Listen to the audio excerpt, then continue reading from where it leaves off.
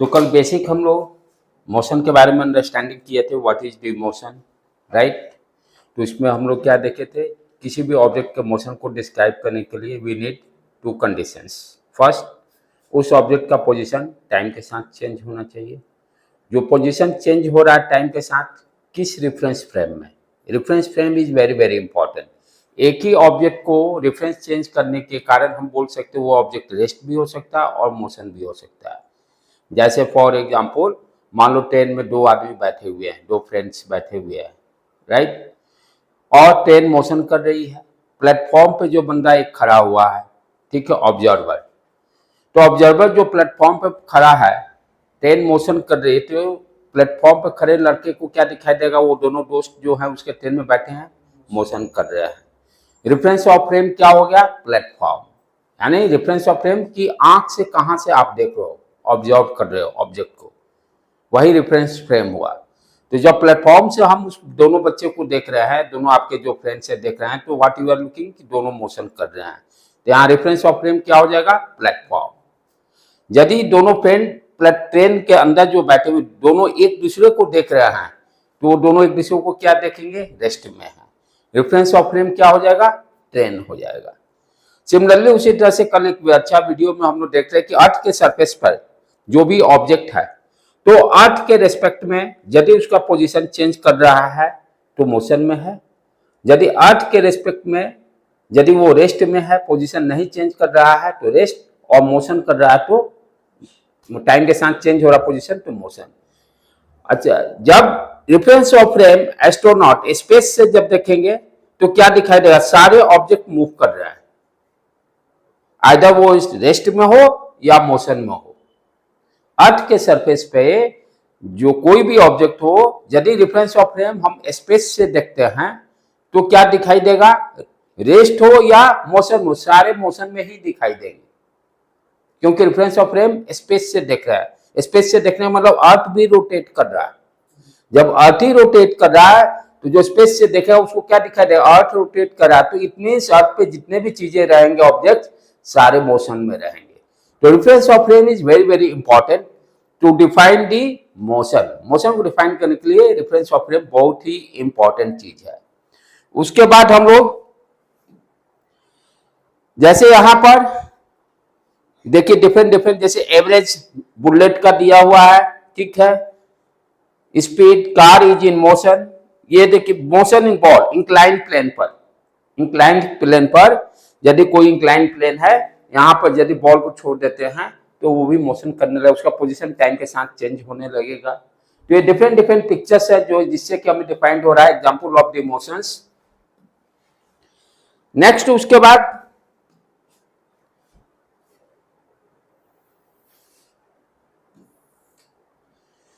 Motion defined होने के बाद टू टाइप्स के मोशन हो गए, inform motion and non inform motion. Two types के मोशन हो गए, inform motion and non inform motion. Inform motion में क्या दिया हुआ, if the body travel equal distance, if the body travel equal distance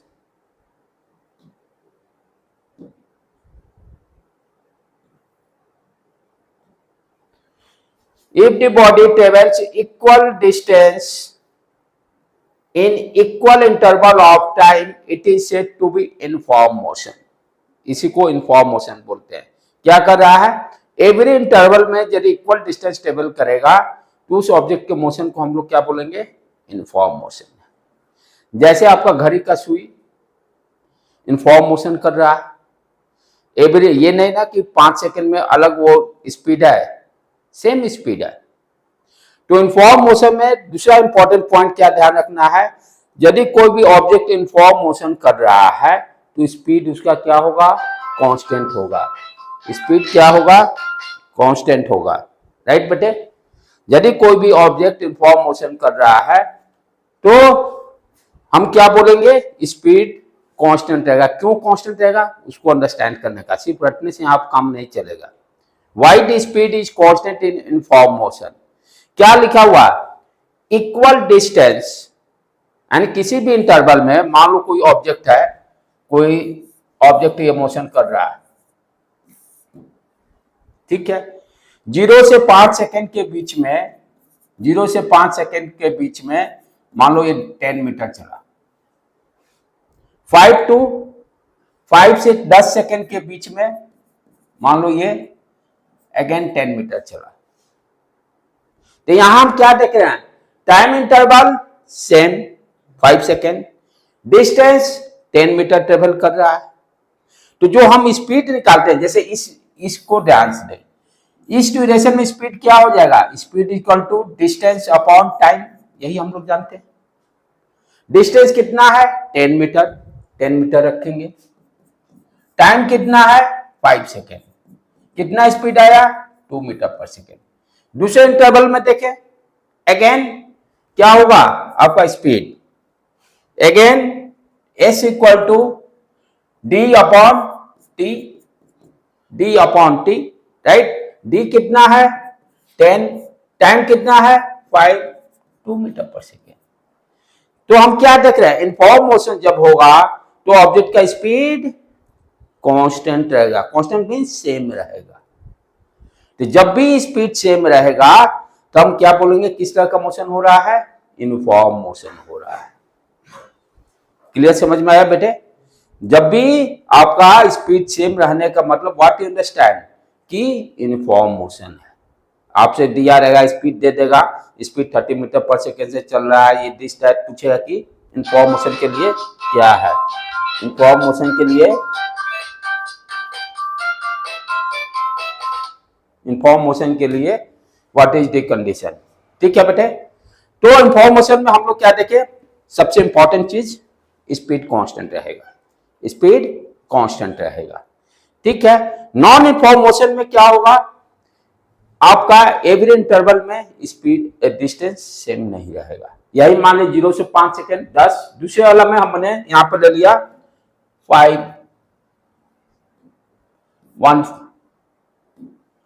1.5 metre, right. पहले interval में speed लिया डिस्टेंस 10 मीटर, दूसरे इंटरवल में 15 मीटर।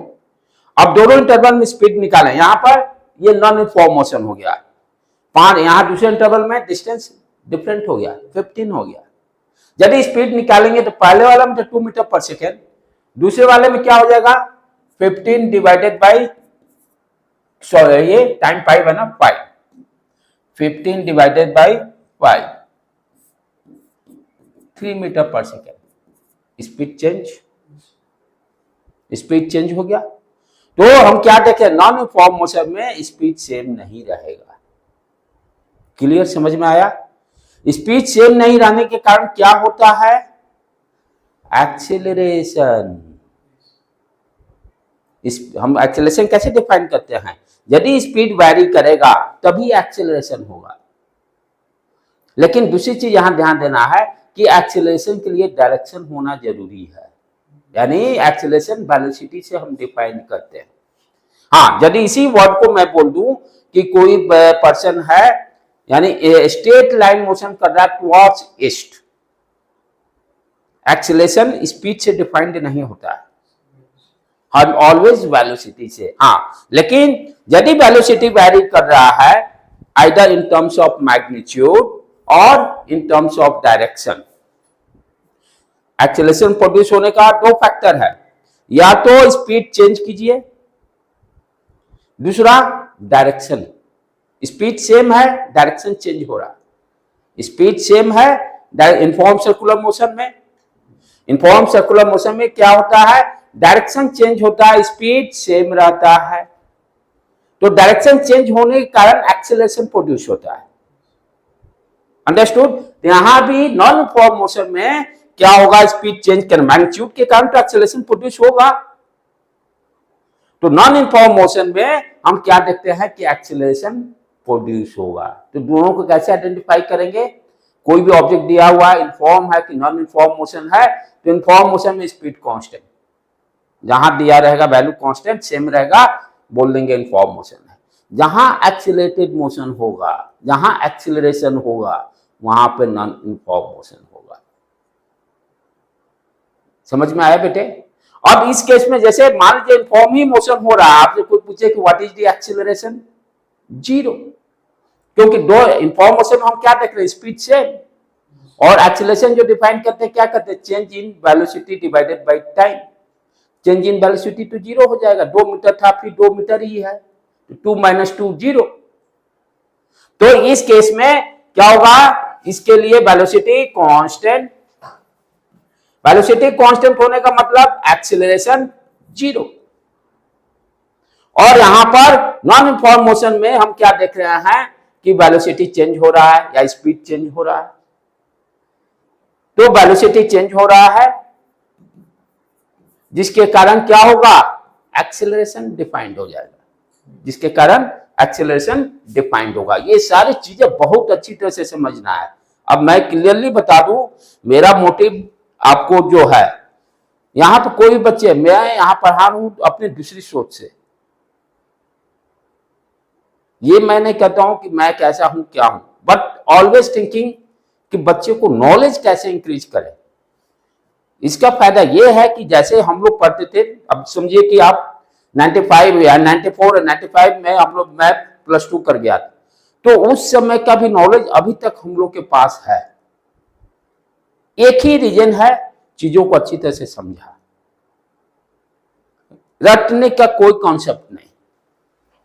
तो आज के हम 10th में देख रहे हैं, आप ही नहीं मेरे भी बच्चे हैं, मैं उनको भी ऑब्जर्व करता हूं, तो दोनों हम लोग के टाइम स्कूल पैटर्न और अभी के स्कूल पैटर्न में टोटली डिफरेंट है। हम लोग के टाइम में बच्चे, टीचर कभी रटने के लिए या ये नहीं दे नोट्स वो बोल के लिखवाता नहीं था, सारे बच्चे अपने अपने लिखते थे और सारे को वो चेक करते थे। अब क्या है, स्कूल प्रोवाइडेड नोट्स, जो टीचर बोल दी लिखवा दिया वही एग्जाम में भी लिखना है, तभी नंबर मिलेगा, मोनोपोली। तो इस बच्चे की आदत क्या हो गई, रटने वाले फंडे हो गए। तो तुम तो 8 तक बर्बाद कर दिए सारे को रटवा रटवा के, और 9 10th में भी नंबर अब, लेकिन जैसा आ रहा क्वेश्चन पैटर्न, अब उनकी हालत खराब हो रही है जो टीचर रटवाते थे। इस साल का 10th का भी आप क्वेश्चन देखिएगा बोर्ड का, सारे ऑब्जेक्टिव न्यूमेरिकल। अब ये नहीं कि डेफिनेशन दिस डैश भर दिए हो गया। 10th के आप देख लीजिएगा बोर्ड क्वेश्चन का कॉपी, उसमें देखिए क्वेश्चन में सारे क्वेश्चन न्यूमेरिकल ओरिएंटेड है। अब वही बच्चे अच्छे करेंगे जो चीजों को समझेंगे, और खासकर फिजिक्स में तो बहुत समझना है। जिस बच्चे को फिजिक्स स्ट्रांग हो गया, समझो कि कोई ना कोई कंपटीशन वो जरूर क्लियर कर लेगा। मेडिकल में भी जाने के लिए स्पीड ही फिजिक्स ही रोकता है। जिस बच्चे को फिजिक्स अच्छा हो गया, मेडिकल भी क्वालिफाई करेगा, आईटी भी क्वालिफाई करेगा। और ये जो लोग कहता था कि पहले, अब जो चेंज हो गया, अब +2 करते क्वालिफाई करने का फंडा है। Do not wait sitting 1 years बैठ के मैं तैयारी करके दोबारा फिर करूं, वो कॉन्सेप्ट गया। इसीलिए बच्चों लोग को पहले से ही बताया जा रहा है, 10th से बिफोर। पहले 10th के बाद बच्चा भी सोचता था, चाहे गार्जियन भी सोचता था कि क्या कराना बच्चे को। अब बच्चे इतने एडवांस हो गए हैं कि वो ऑलरेडी डिसाइड कर लेते मुझे करना क्या है, क्योंकि आजकल इतने रिसोर्सेज हैं कि बच्चे भी सब जगह से देखते हैं, समझते हैं क्या मेरे लिए सुटेबल है क्या नहीं है। तो वो भी अर्लियर ही पढ़ाई स्टार्ट करते। पढ़ाई करने मतलब ये नहीं, पढ़ना तो यही है जो सिलेबस है, इसको अच्छी तरह से पढ़ना है, यही डिफरेंस है। अच्छी तरह से अभी पढ़िएगा तो आपका इंटरेस्ट डेवलप होने के बाद ऑटोमेटिक आप धीरे धीरे सारी चीजों को आप समझ में आने लगेगा। और जो वही रटम रटाई करेगा उसके लिए मुश्किल हो जाएगा। ठीक है, आगे बढ़े बेटे, इट्स ओके। तो रटने का कॉन्सेप्ट नहीं, समझने का है।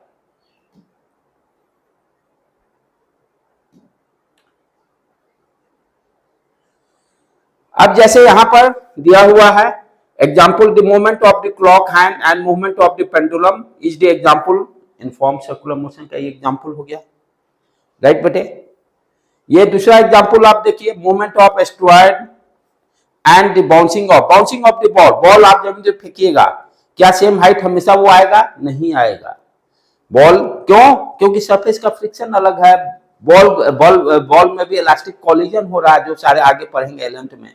तो जब बॉल को आप ड्रॉप करते हो तो आप क्या देखते हो, सर्टेन उसका हाइट सेम नहीं रहता है, हर बार हाइट चेंज हो रहा है, यानी डिस्टेंस डिफरेंट डिफरेंट। बॉल गिराया यहां से, पहली बार मान लो 5 मीटर आया, दूसरी बार 4 मीटर, डिस्टेंस चेंज, फिर 3 मीटर, फिर 2 मीटर। तो क्या हो रहा है, यहां पर डिस्टेंस वैरी कर रहा है। तो इसीलिए बाउंसिंग ऑफ द बॉल क्या होगा, नॉन यूनिफॉर्म मोशन, राइट। तो मूवमेंट ऑफ एस्ट्रॉयड, जितने एस्ट्रॉयड पे मूव कर रहे हैं वो सारे भी नॉन यूनिफॉर्म मोशन है। ये सारे एग्जांपल्स हो गए, राइट बेटे।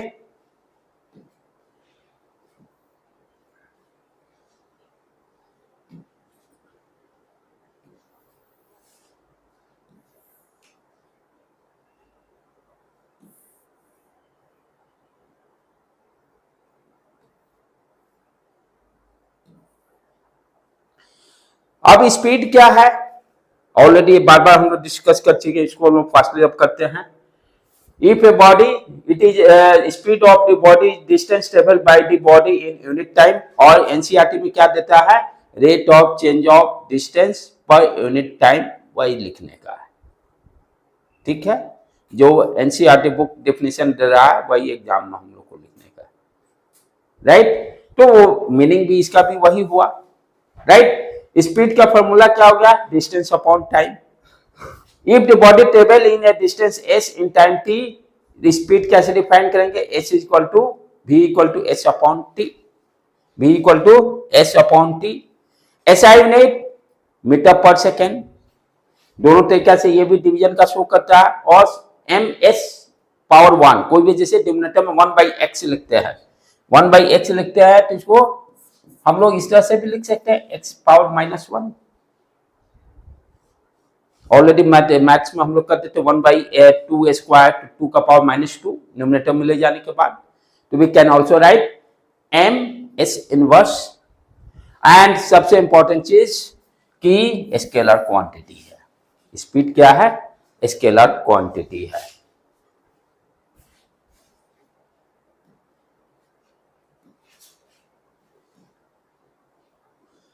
अब जैसे ये एग्जांपल्स दिए हुए हैं, हाँ क्या दिया हुआ, the red car is at the speed of 30 metre per second, इसका speed 30 metre per second show किया हुआ है, और ये डिफरेंट डिफरेंट दोनों के स्पीड शो कर रहे हैं। The grey car at the speed of 40 metre per second.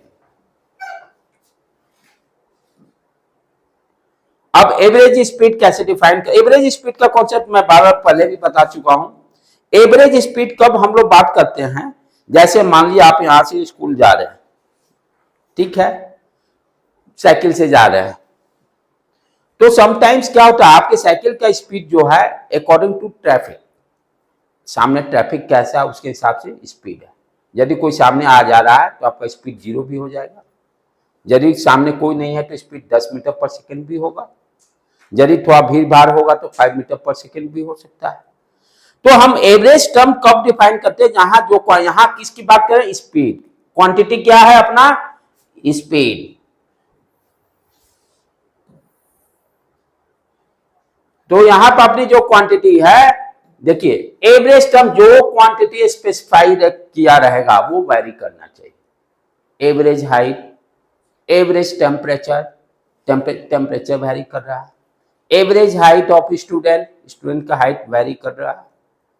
तो एवरेज टर्म कब हम लोग यूज करते हैं, जो क्वांटिटी वैरी कर रहा है, ये दिमाग में सेट करिए। Average term when you are using, जो भी ये टर्म वैरी कर, यहां स्पीड की बात करें तो स्पीड वैरी कर रहा है, एवरेज टेम्परेचर लिखेंगे तो टेम्परेचर वैरी करेगा, राइट। उसी तरह से एवरेज ह्यूमिडिटी, ह्यूमिडिटी वैरी करेगा, average height of student, height vary करे। तो एवरेज कब हम लोग यूज करते हैं, जब क्वांटिटी वैरी कर रहा है, उसका वैल्यू अलग अलग आ रहा है, राइट बेटे। तो जब स्पीड अलग अलग, प्रैक्टिकली भी बताया, मैं चल रहा हूं अभी रुक गया, स्पीड मेरा 0, फिर मोशन किया, some value is defined 2 metre per second, fast चला 10 मीटर पर सेकेंड। तो यहां से वहां तक जाने में मेरा क्या हो रहा है, स्पीड वैरी कर रहा है।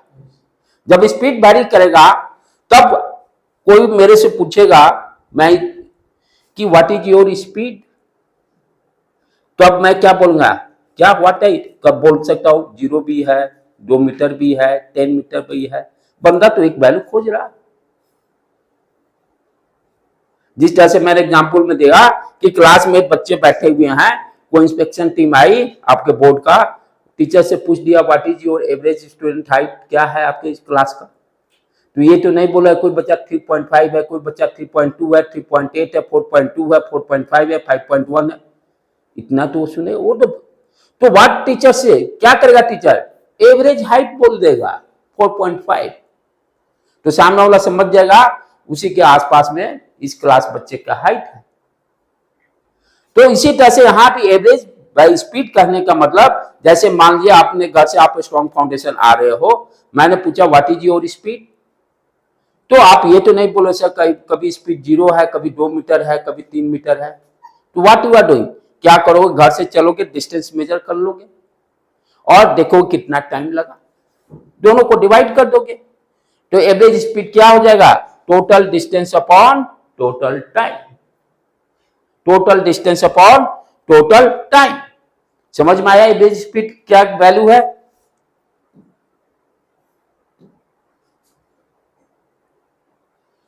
अब जैसे ये देखिए एक प्रॉब्लम दिया हुआ है,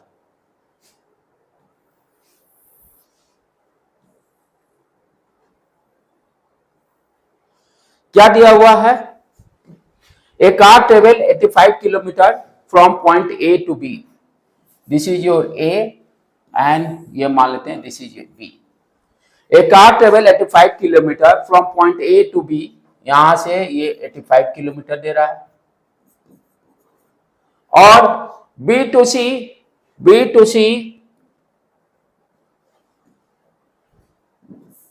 ये मान लिए सी हो गया, बी टू सी दे रहा है कितना है 45 kilometre. Then total time taken, total time कितना लगा, टी दिया हुआ 1.3 आवर। ध्यान देने की बात है कि यूनिट में यदि डिस्टेंस किलोमीटर में रहेगा तो टाइम आवर मिलेंगे, यदि डिस्टेंस मीटर में रहेगा टाइम सेकंड मिलेंगे, यदि नहीं दिया हुआ तो उसको कन्वर्ट कर लेंगे, ये ध्यान देना है, मीटर के साथ सेकंड, किलोमीटर के साथ आवर, यदि नहीं दिया हुआ तो कन्वर्ट कर लेंगे, तो यहां कोई दिक्कत नहीं है, तो ये भी किलोमीटर है, टाइम भी आवर में। तो कह रहा है कि what is the average speed of the car, तो आप क्या करोगे, ए से लेकर सी तक टोटल डिस्टेंस कैलकुलेट करोगे, क्या है 85 प्लस 45, टोटल डिस्टेंस हो गया 85 प्लस 45 130 किलोमीटर, टाइम दिया हुआ total time 1.3, average speed equal to total distance cover divided by total time, क्या किया 130 डिवाइडेड बाय 1.3, इस तरह से ये किलोमीटर पर आवर आ गया। तो इस तरह से प्रॉब्लम को सॉल्व करेंगे एवरेज स्पीड जब पूछेगा, total distance divided by total time.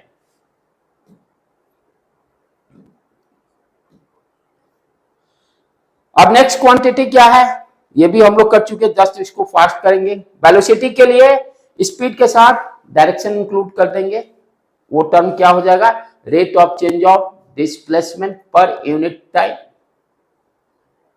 Distance के जगह displacement, the quantity which specify both the direction of the motion, motion का डायरेक्शन और स्पीड जो डिफाइन करेगा वो क्या कहलाएगा, velocity. Velocity of the body is the, देखो यहां आ गया ना displacement, velocity of the body is the displacement of the body per unit time. तो जो फॉर्मूला डिफाइंड होगा वेलोसिटी के, उसमें क्या लिखेंगे, displacement upon time, not distance, displacement upon time. Since the velocity has both magnitude and velocity has both magnitude and direction, so this quantity is vector quantity. ठीक है बेटे। अब जैसे यहां पर क्या क्या दिया हुआ देख ले, स्पीड विद डायरेक्शन। अब देखिए यहां पर जो स्पीड जो दिया हुआ है, जैसे ये 30 metre per second east specify करेंगे तो ये क्या हो गया, वेक्टर क्वांटिटी हो गया 30 मीटर पर सेकेंड। यहां पर सम इंक्लाइन नॉर्थ वेस्ट लिखे, यहां पर क्या लिखा हुआ 60 मीटर पर ईस्ट लिखा हुआ है। तो हमने क्या देखा कि यहां पर स्पीड के साथ यदि हम डायरेक्शन को स्पेसिफाई कर देते हैं तो वो क्वांटिटी क्या हो जा रही है, वेलोसिटी हो जा रही है। स्पीड के साथ यदि डायरेक्शन को इंक्लूड कर लिया जाए तो ये क्वांटिटी क्या हो जाएगी, वेलोसिटी हो जाएगी। ठीक है, क्लियर है बेटे। अब वेलोसिटी, अब है एवरेज, यहां भी स्पीड की बात करेंगे, एवरेज वेलोसिटी की बात करेंगे। जैसे एवरेज स्पीड की बात किए थे हम लोग, एवरेज वेलोसिटी, एवरेज वेलोसिटी यहां पे क्या होगा, total displacement upon time, total displacement upon time, total displacement upon total time. तो एवरेज वेलोसिटी क्या हो गया, total displacement upon total time. Average velocity is also the mean of the, देखिए ये दूसरा दिया है ना एनसीईआरटी में, ये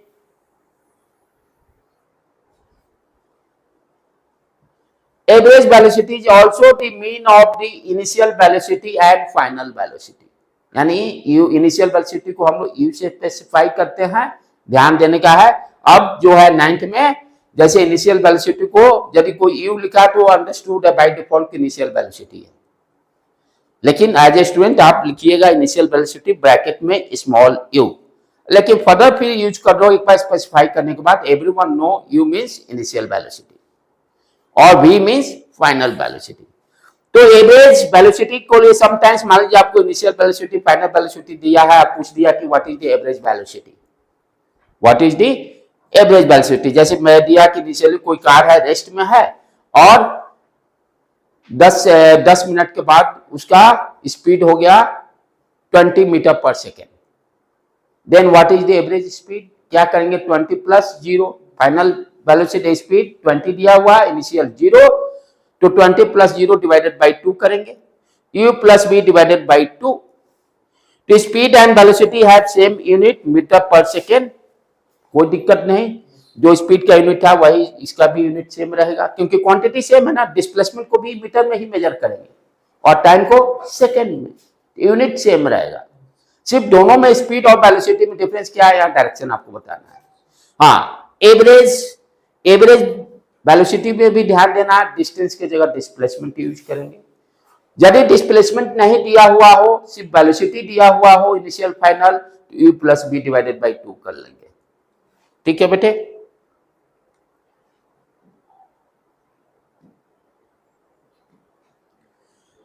अब जैसे ये प्रॉब्लम दिया हुआ है,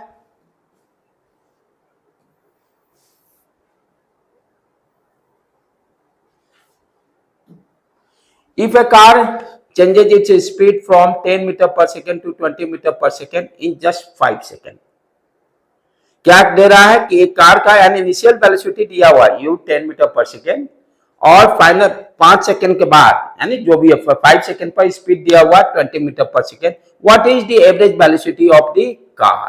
यहाँ इट मींस यहाँ इनिशियल और फाइनल वेलोसिटी दिया हुआ है। इनिशियल वेलोसिटी क्या है 10, final velocity 5, 10 plus 5 divided by 2 कर देंगे, इस तरह से एवरेज वेलोसिटी हम फाइंड आउट कर लेंगे। According to this problem 15 metre per second आ गया। ठीक है बेटे, ओके डन, आगे बढ़ें।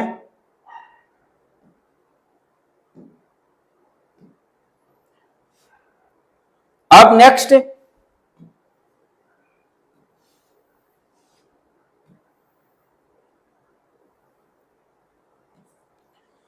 एक्सेलरेशन की बात हुई। मैं ऑलरेडी पहले बताया एक्सेलरेशन किसके कारण होता है, वेलोसिटी चेंज करने के कारण।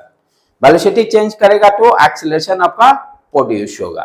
वेलोसिटी चेंज करने के कारण एक्सेलरेशन, क्योंकि एक्सेलरेशन वेक्टर क्वांटिटी है, तो हम ये तो वेलोसिटी चेंज होने के मतलब it means what you understand, या तो वेलोसिटी का magnitude, velocity magnitude means what you understand speed and direction. The quantity which specify the change in velocity is acceleration। जो क्वांटिटी वेलोसिटी चेंज करने के कारण स्पेसिफाई वो क्वांटिटी क्या बोलते हैं हम लोग, acceleration. Acceleration is the rate of change of velocity, देखो तो यहाँ पे आ गया rate of change of velocity per unit time, यहाँ इंक्लूड कर लेंगे per unit time, unit time में कितना वेलोसिटी चेंज हुआ वो क्या देगा, एक्सेलरेशन। तो एक्सेलरेशन कैसे, फॉर्मूला क्या हुआ, यहाँ पे गड़बड़ ये डिवाइडेड बाई ये 2 नहीं हुआ, कोई गड़बड़ जा रहा है, यहाँ पर टी करेंगे, सॉरी, यहाँ पर डिवाइडेड बाई टाइम। अब जैसे क्या कर रहा है, एक्सेलरेशन जब डिफाइन करेंगे तो final velocity minus initial velocity divided by time, divided by time, यहाँ भी टाइम।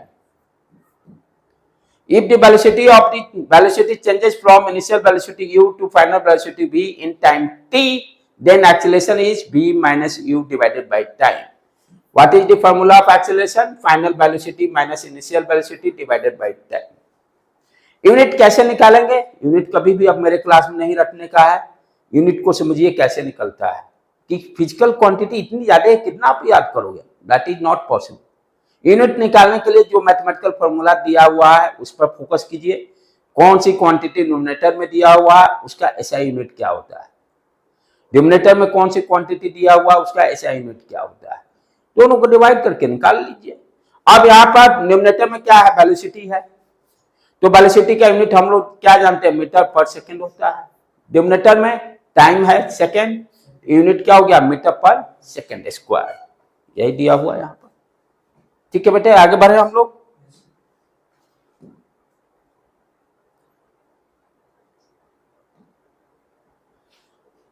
अब जैसे यहां पर ध्यान से देखो, थोड़ा सा इसको राइट अप इसका अलग अलग लिखा हो क्योंकि गूगल से मैं वही कॉपी पेस्ट किया हूं। अब यहां पर constant direction increases the speed, हाँ ये देखो, ये जो स्टेटमेंट दिया हुआ इसके लिए यहां पर आप देखिए क्या है, initial speed 30 metre per second, कितना इंक्रीज किया, 60 मीटर पर सेकेंड, तो डायरेक्शन स्पेसिफाई किया हुआ है, तो वर्ड क्या यूज हो गया, constant direction, constant direction increase the speed. यहां पे डायरेक्शन कांस्टेंट है, स्पीड बढ़ रहा है, एक्सीलरेटेड मोशन। स्पीड बढ़ने का मतलब गाड़ी की स्पीड बढ़ाना आता है ना, तो एक्सीलरेटर आप बढ़ाते हो, उसी तरह से सेम यू अंडरस्टैंड, स्पीड बढ़ने का मतलब एक्सीलरेशन पॉजिटिव। कोई भी कहता है ना गाड़ी का स्पीड बढ़ाइए, तो क्या करते हो, एक्सीलरेशन बढ़ाते हो। तो जब डायरेक्शन कांस्टेंट है और यहां स्पीड बढ़ रहा है तो एक्सीलरेशन क्या होगा, पॉजिटिव। पॉजिटिव चीज को हम लोग इंक्रीज बोलते हैं और निगेटिव को डिक्रीज बोलते हैं। इसीलिए क्योंकि एक्सीलरेशन क्या है, वेक्टर क्वांटिटी है, तो समटाइम्स इसको न्यूमेरिकल, आप जैसे आप अब ये नहीं ना लिखेंगे कांस्टेंट डायरेक्शन, यदि एक्सीलरेशन का वैल्यू 5 मीटर पर सेकेंड आया तो बाय डिफॉल्ट 5 के पहले कुछ नहीं लिखा हुआ तो प्लस साइन होता है। It means what you understand, velocity increase कर रहा है, वेलोसिटी इंक्रीज कर रहा है। यदि दूसरा फिर देखें, यहां देखो, ये यहां डिक्रीज कर रहा है 60 to 30 metre, constant direction decrease speed, decrease speed का मतलब यहां पर एक्सेलरेशन क्या होगा, निगेटिव, यहां पर एक्सेलरेशन क्या होगा, पॉजिटिव। कोई दिक्कत इसमें, समझ में आया बेटे, ये दोनों चीजों को अंडरस्टैंड किए, ये सारी चीजों को अच्छी तरह से समझना है। एक्सेलरेशन पॉजिटिव का मतलब स्पीड बढ़ना, एक्सेलरेशन नेगेटिव का मतलब स्पीड डिक्रीज करना। अब दूसरा चीज देखो, वेरी वेरी इंपॉर्टेंट, यहां पे क्या देख रहे हैं, स्पीड कांस्टेंट है, डायरेक्शन चेंज हो रहा है। यहां पे देख 30 मीटर पर सेकेंड है, अभी भी 30 मीटर पर सेकेंड है, क्या हुआ, कार को इस तरह से इस तरह, यानी यहां पर डायरेक्शन चेंज हो गया, डायरेक्शन कांस्टेंट नहीं है। तो यहां पर जो एक्सेलरेशन प्रोड्यूस होगा किसके कारण, डायरेक्शन चेंज होने के कारण।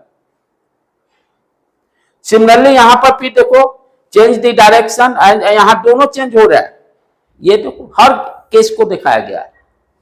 इनिशियल 30 मीटर पर सेकेंड, फिर यहां पर डायरेक्शन बदल गया, डायरेक्शन भी चेंज हो रहा है, वेलोसिटी हो गया 60 मीटर पर सेकेंड। तो 4 केसेस, डायरेक्शन कांस्टेंट, स्पीड की वैल्यू बढ़ा, डायरेक्शन कांस्टेंट, स्पीड का वैल्यू डिक्रीज किया, फिर direction speed constant, speed constant, direction change. तो ये यूनिफॉर्म मोशन का भी गुड एग्जांपल, यूनिफॉर्म मोशन जो लास्ट में इस चैप्टर में दिया हुआ है। सर्कुलर मोशन भी इसी को बोलते हैं, सॉरी सर्कुलर, यहां not inform, circular motion, circular motion, circular motion, circular motion, circular motion.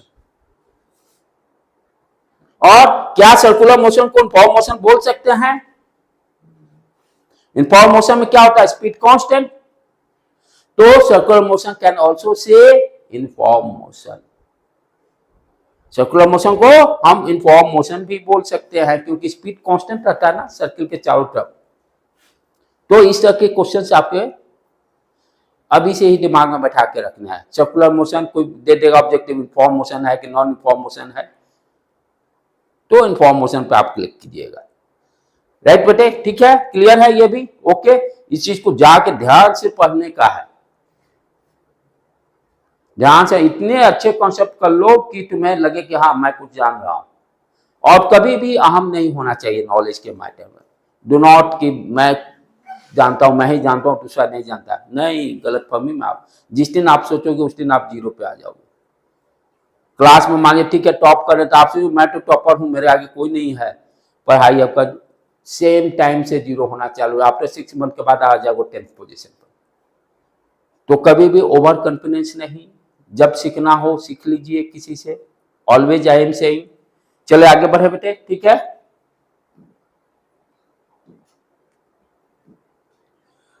अब डिस्टेंस टाइम ग्राफ,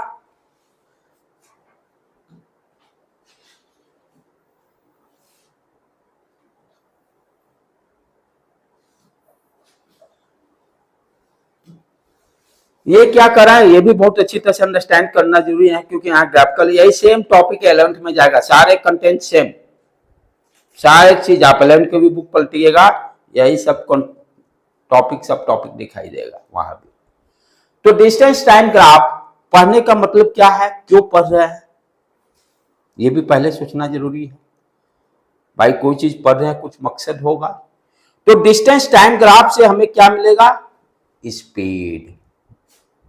जैसे कोई भी आप ग्राफ जब ड्रॉ करते हो, ये y एक्सिस, ये x एक्सिस, तो y और x एक्सिस पे कोई भी ग्राफ आएगा कैसा भी आएगा, ठीक है। तो किसी आप क्या करते हो यहां पर, जैसे कि y अपॉन x देखते हो क्या है भाई, ये टाइम है, ये डिस्टेंस है। अब इस कर्व पर किसी पॉइंट को स्पेसिफाई करना है, व्हाट इज दी a। अब देखिए कितनी अच्छी चीजें मैं बोल रहा बता रहा हूं। y एक्सिस पे मान लीजिए डिस्टेंस दिया हुआ है, x एक्सिस पे टाइम दिया हुआ है, ये कर्व दे दिया गया है। आपसे पूछा, यहां पे सारे वैल्यू भी दे दिए, मान लीजिए ये टाइम 2 सेकेंड दे दिया, ये 4 मीटर दे दिया, what is the value of a। अब ये सोचना होगा वैल्यू क्या, ये क्या है। तो यदि a क्या है, यदि हम 4 डिवाइडेड बाई 2 करेंगे तो a पॉइंट क्या देगा, स्पीड का वैल्यू देगा। हाँ, 4 डिवाइडेड बाई 2 क्या देगा, स्पीड का वैल्यू देगा। तो इस ग्राफ से हमें क्या मिल रहा है, स्पीड के बारे में जानकारी मिल रही है कि ए बी पॉइंट्स पर ऑब्जेक्ट का what is the speed, what is the speed. तो डिस्टेंस टाइम ग्राफ से हम क्या करेंगे, किसी भी ऑब्जेक्ट का स्पीड को कैलकुलेट करेंगे। क्लियर समझ में आ रहा है बेटे। यदि यहां पर डिस्टेंस के जगह डिस्प्लेसमेंट दे देता तब क्या कैलकुलेट करते, वेलोसिटी। फंडा क्लियर हो गया। क्या दे रहा देख लें, motion can be represented on the distance time graph. In the graph distance is taken y axis पर, टाइम को x एक्सिस पर, राइट।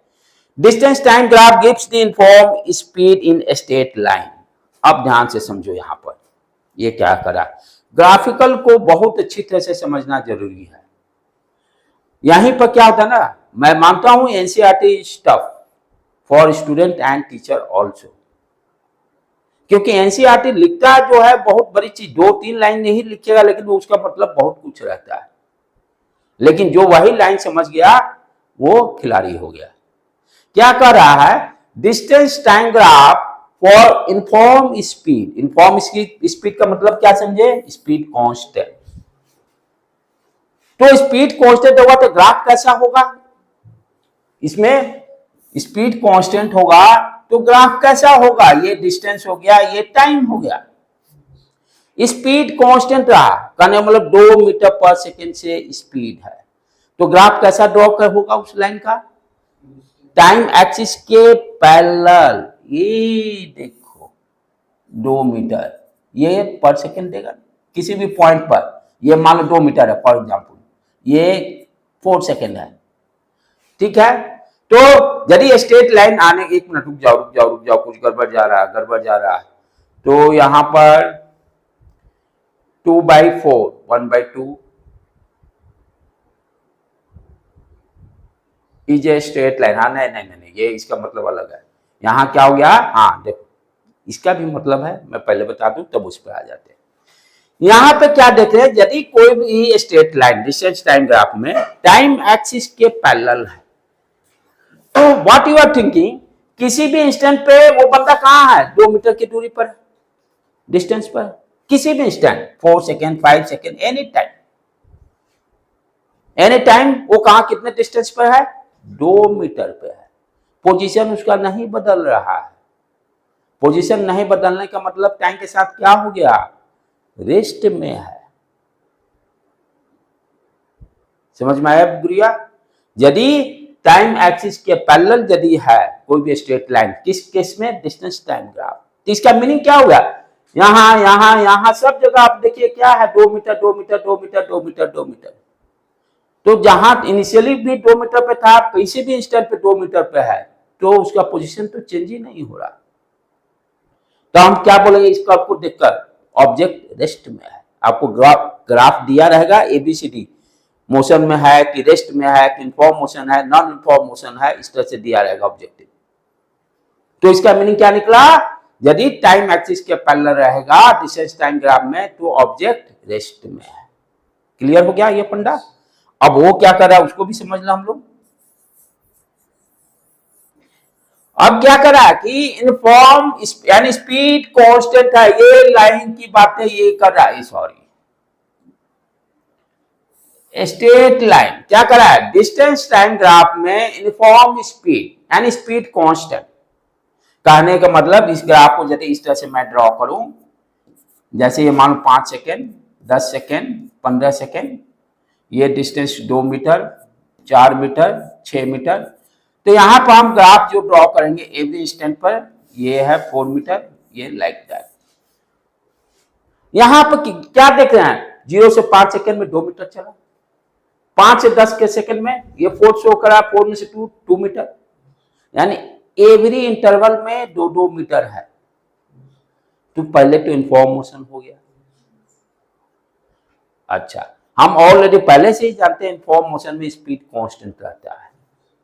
आप किसी जगह यहां पे यदि ए पॉइंट है, ए पॉइंट पे स्पीड निकालना होगा, तो क्या करोगे, 2/5 distance upon time. B point पे निकालना है तो आप क्या करोगे, 4/10, 2/5 तो 2/5 आ गया। बी पॉइंट पे स्पीड क्या करोगे, 4/10, कट के ये भी आ जाएगा 2/5। यहां भी करो 6/15, 2/5। यानी हर पॉइंट पर स्पीड सेम है।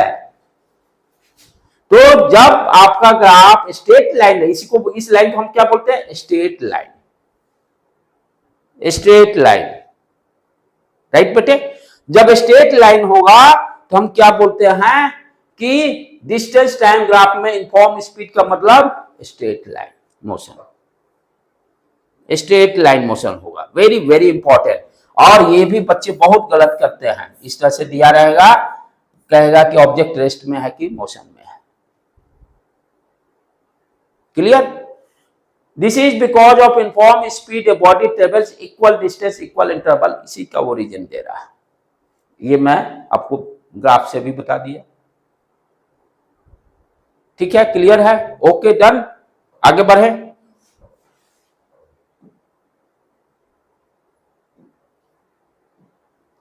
अब देखिए ग्राफ भी ड्रॉ कर दिया जो मैं पहले ही बता दिया, लगता है ऑलमोस्ट। ये देखिए 0 से 5 10 मीटर डिस्टेंस, 10 20 फिर 30, किसी हर इंस्टेंट पे ए बी सी पे सब जगह देखिएगा 10/5, 20/10, 30/15, स्पीड सेम आएगा। तो डिस्टेंस टाइम ग्राफ में this is called straight line. Straight यानी फॉर्म स्पीड होगा तो स्ट्रेट लाइन होगा, कर्व स्ट्रेट लाइन कहलाएगा। अब डेरिवेशन ये हो गया, ठीक है। थोड़ा सा बुक दिखाना तो बेटे।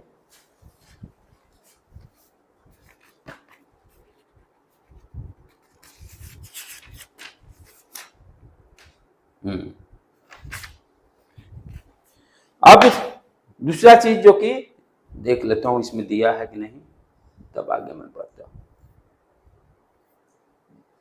नहीं दिया, अब समझ लेते हैं।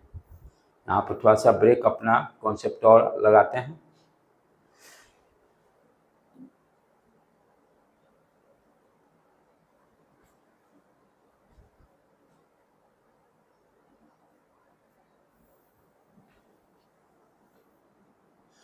अब क्या है, ये तो डिस्टेंस टाइम का ग्राफ हो गया, ठीक है। वेलोसिटी टाइम ग्राफ देखें, वेलोसिटी टाइम ग्राफ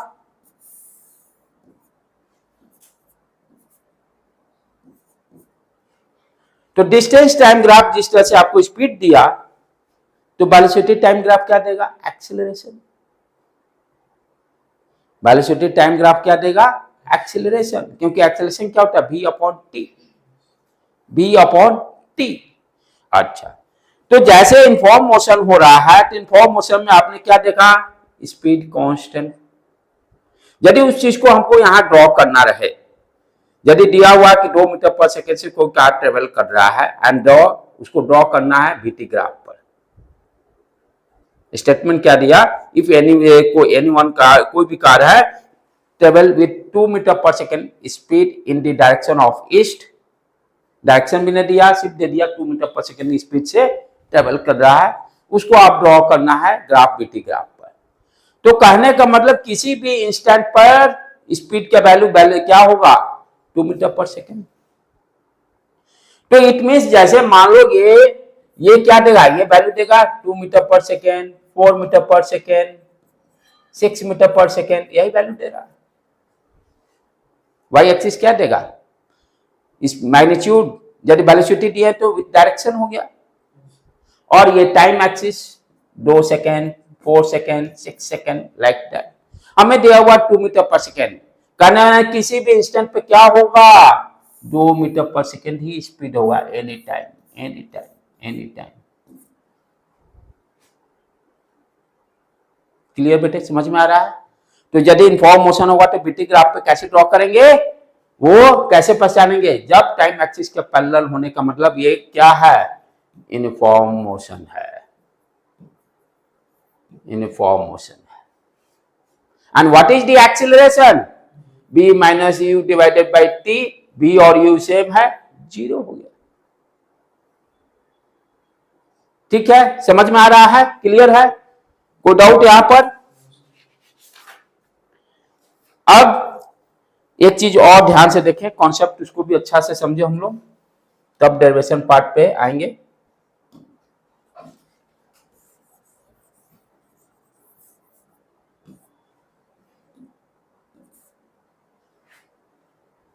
अब क्या है, जैसे ग्राफ दिया हुआ है,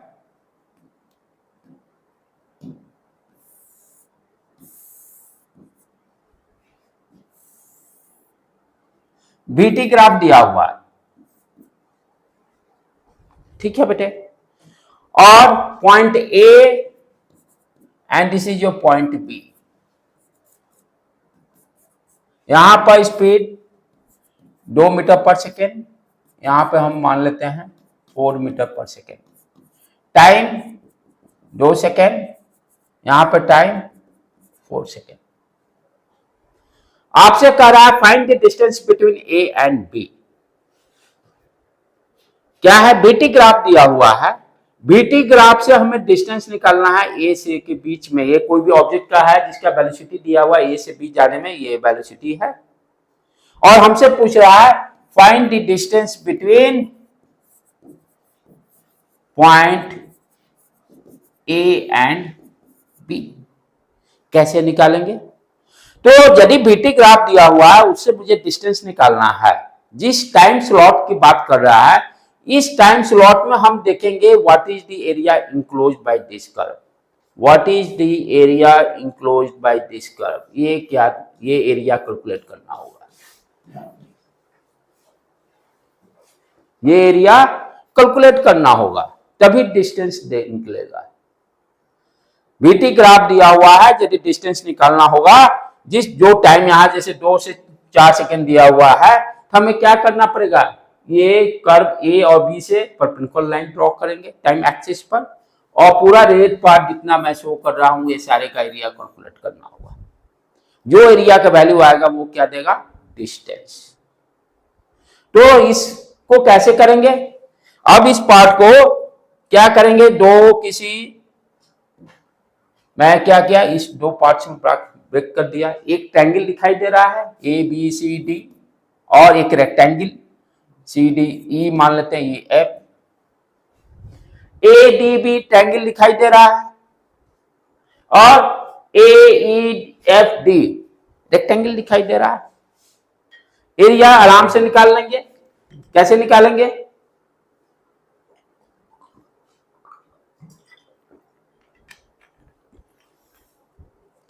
how to find the area. अब ये देखो, ये डिस्टेंस कितना हो गया, 2 मीटर। 4 दिया हुआ ना, 2 दिया हुआ, 4 - 2, ये हो गया 2 मीटर। ये तो 2 मीटर ही रहेगा। टाइम डिफरेंस 2 सेकेंड है, सॉरी 2 सेकेंड है, 2 सेकेंड है, 2 सेकेंड है, ठीक है। ये बाहर है तो अंदर सब क्यों नहीं आ जा रहे, तुम लोग अंदर क्यों नहीं बैठ जा रहे हो? अच्छा पानी पी लो, लेके आओ। खेल रहे थे क्या तुम लोग, ओके गुड। तो अंदर आ जाना चाहिए था ना, मैं बोल रहा था ऑलरेडी, क्लास से बहुत अंदर आ जाए, ठीक है। तो यहां पर 1/2 किसका निकाला, ट्रायंगल का, ADA। यहां ये बोतल है ADB। तो what is it's value, 1/2, base हो गया AD, हाइट हो गया BD। क्लियर है, 1/2 कितना हो गया, बेस 2, और हाइट कितना हो गया 2, कट के 2 आ गया। अब नीचे कह रही है 2/2, ये 2, ये भी 2, 4। तो एरिया ऑफ ADEF कितना हो गया, 4। दोनों को ऐड कर देंगे, 6 मीटर। जब भी VT ग्राफ दिया रहेगा, उससे डिस्टेंस आपसे पूछेगा, तो क्या करना होगा, area enclose by the curve. ये क्या किए, ये ट्रायंगल दिखाई दे रहा है, कोई दिक्कत नहीं। ADB हाइट कितना है, ये 2 मीटर, बेस कितना है 2 मीटर। ट्रायंगल के एरिया निकालते हैं 1/2 बेस इंटू हाइट, तो 1/2 बेस 2, हाइट 2, कट के 2 मीटर आया, ठीक है। अब दूसरा ये ADEF, तो ये एरिया रेक्टेंगल दिखाई दे रहा है, सॉरी स्क्वायर दिखाई दे रहा है, रेक्टेंगल दिखाई देगा तो रेक्टेंगल का फॉर्मूला यूज कर लेंगे। तो इस स्क्वायर का एरिया कितना हो गया, 4। इस स्क्वायर का एरिया कितना हो गया, 4, और ट्रायंगल का कितना आया 2, तो 4 + 2 6 मीटर। किसी तरह का कर्व दिया रहा है, जैसे दूसरा देख लें हम लोग,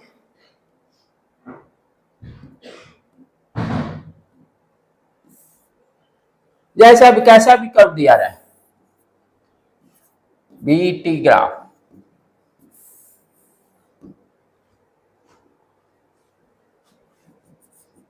ये मान लीजिए 2 सेकेंड, ये 4 सेकेंड, ये 5 metre. Cut off find the distance, find the distance. क्या करना पड़ेगा, ये जो कर्व दिया है, area enclose by the time axis, area enclose by time axis. तो हमें क्या करना होगा, ये सारे एरिया कैलकुलेट कर लेना होगा। अब यहां पे दिखाई दे रहा है 2 ट्रायंगल बन रहा है, दोनों ट्रायंगल का एरिया निकाल के सम कर देंगे। ये दिखाई दे रहा है ना, ABCD, तो ए बी सी का निकाल लेंगे। यहां सिमेट्रिक दिखाई दे रहा है, डबल कर देंगे। यदि नहीं रहेगा तो दोनों को अलग अलग निकाल लेंगे। बेस कितना हो गया? Area of the triangle ABC equal to 1/2। What is the base? 2। Height 5 metre निकल गया। इसका देखें वही सेम चीज, 2 1/2 बेस इंटू हाइट, निकाल के सम कर देंगे, डिस्टेंस दे देगा। तो VT ग्राफ से हम कैसे निकालेंगे डिस्टेंस, आपने सीखा, राइट। इनफॉर्म मोशन दिया जाएगा तो VT ग्राफ में कैसे कर्व को ड्रॉ करेंगे वो भी आपने समझ लिया। दूसरा चीज, एक चीज और ध्यान देने का है, यदि VT ग्राफ में स्ट्रेट लाइन है, VT graph, what is the acceleration? What is the acceleration? जैसे ये 2 सेकेंड पे ये दे दिया, मान लो 4 मीटर पर सेकेंड, ये आपको 4 सेकेंड पर दे दिया 8 metre per second. What is the acceleration between A and B? What is the acceleration between A and B? क्या करेंगे? Change in velocity divided by time. Change in velocity, और ध्यान से देखिए, वेलोसिटी बढ़ रहा है, इट मींस एक्सीलरेशन क्या होगा? पॉजिटिव होगा। इस यहां पर वेलोसिटी बढ़ रहा है, इट मींस एक्सीलरेशन पॉजिटिव। तो एक्सीलरेशन निकालना होगा तो क्या करेंगे? फाइनल वेलोसिटी भी ये हो गया, ये इनिशियल वेलोसिटी हो गया, v माइनस यू। फॉर्मूला जरूर लिखिए, नहीं लिखिएगा नंबर कट जाएगा। फॉर्मूला लिख लीजिए, 2 नंबर दिया तो 1 नंबर फॉर्मूला पे मिलेगा।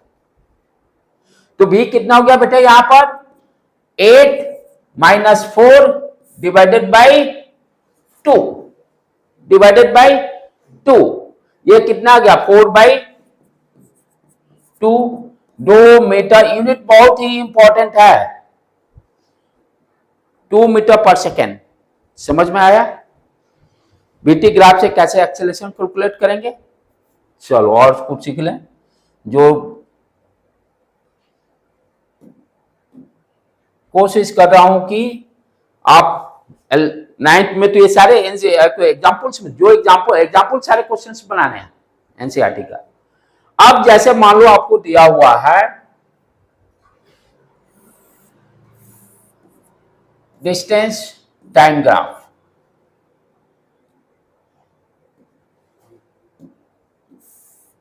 ये एक ऑब्जेक्ट है जिसका कि ग्राफ दिया हुआ है,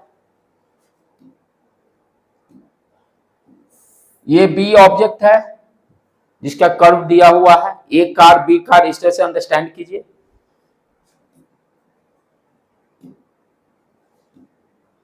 और ये सी दिया हुआ, एक्सरसाइज में भी, एग्जांपल्स में भी ये क्वेश्चन है एक्सरसाइज में। अब आपसे पूछता है कि किसका स्पीड ज्यादा है, किसका स्पीड ज्यादा है, कार ए का कि बी का कि सी का, और किसका कम। कैसे फाइंड आउट करेंगे? हाउ टू फाइंड आउट किसका स्पीड ज्यादा कम। स्पीड निकालने के लिए तो आप समझ ले, किसी भी पॉइंट पर लाइन ड्रॉ कर दीजिए, टाइम यहां सेम हो गया, टाइम सेम हो गया सारे के लिए। आप हर पॉइंट पे देखिए तो डिस्टेंस सबका अलग अलग अलग अलग, तो डिस्टेंस जिसका ज्यादा होगा क्या है? स्पीड। स्पीड बराबर डिस्टेंस अपॉन टाइम, स्पीड बराबर डिस्टेंस अपॉन टाइम। टी तो मैंने सेम कर दिया सारे का, डिस्टेंस मान लेते हैं इसका 2 मीटर है, इसका 5 मीटर है, इसका 10 मीटर है, लाइक दैट। जिसका डी का वैल्यू ज्यादा उसका स्पीड ज्यादा। क्लियर, समझ में आया? ये तो एक लॉजिक हुआ। और ग्राफ देखते कैसे बता देंगे, ये तो हो गया पहले आपको बेसिक में समझाया कि 9th के लेवल में हाउ टू सॉल्व। अब है थोड़ा सा, यदि ये नॉलेज सीख गया, देखते भी आप बता सकते हो। कैसे बताएंगे कि एक चीज जो है कि क्लास 10 में जाके आप थोड़ा सा ट्रिग्नोमेट्रिक पढ़ोगे तो वहां पर और ज्यादा क्लियर होगा। किसी भी कर्व का ये जो है, ये जो this is called inclination angle, inclination angle इसको बोलते हैं। जैसे सीढ़ी पे चढ़ते हैं ना, 45 डिग्री के इंक्लाइनेशन पे है, 30 डिग्री के इंक्लाइनेशन पे है, 60 डिग्री के, तो जो 60 डिग्री वाला कहते हैं खार बाब, ये पे चढ़ना बड़ा मुश्किल काम बा ओल्ड एज वाले के लिए। तो इसीलिए सीढ़ी जो बनाया जाता है कि जिसका इंक्लाइनेशन मिडिल में हो, कि ओल्ड एज पर्सन भी सीढ़ी पे चढ़ सके और यंग बच्चे भी। जब पहाड़ पर चढ़ना रहता है तो क्या होता है, इंक्लाइनेशन ग्राउंड से खड़ा, उस पर चढ़ना बहुत टफ है। तो इंक्लाइनेशन क्या बताता है कि उसका कितना स्लोप है। फिजिक्स में पढ़े है ना ये तुम लोग, नहीं 10th में कोऑर्डिनेट में पढ़ोगे स्लोप। स्लोप निकालते हैं, दो कोऑर्डिनेट दिया हुआ है तो वाई एक्सिस के कोऑर्डिनेट का डिफरेंस अपॉन एक्स एक्सिस के कोऑर्डिनेट का डिफरेंस। अभी सिंपली ढलान से मतलब रखो। तो कोई भी ऑब्जेक्ट जितना ही खाद रहेगा उसको कोई ऑब्जेक्ट को छोड़ोगे क्या होगा, तेजी से गिरेगा। तो तेजी से गिरने का मतलब क्या होगा, स्पीड ज्यादा। तो जिसका इंक्लाइनेशन एंगल ज्यादा होगा उसका स्पीड ज्यादा होगा, जिसका इंक्लाइनेशन एंगल ज्यादा होगा उसका स्पीड ज्यादा होगा। और इस तरह से तो कैलकुलेट कर ही लेंगे। तो ग्राफ देखते ही दिया हुआ साइड लास्ट में ये क्वेश्चन ग्राफ वाला एक्सरसाइज में। और अगला देखें या कट कर दिया, देखें अगला पेज पलटो। और नहीं ये कट मार दिया, पिछले साल वाला ओल्ड वाला में है, ओल्ड वाला में है, इसमें कट मार दिया है। ठीक है बेटे, आज यहीं पर रहने देते हैं। बहुत सारे आज कॉन्सेप्ट आप सीखे हो, इसको ध्यान से जाके समझिए और आराम से फिर से कोई डाउट्स होता है यू आस्क मी। और इसके सारे नोट्स बनाकर हमको दिखाने हैं। ठीक है, घर पे जाके वीडियो को देखकर आराम से क्लासेस बनाइए।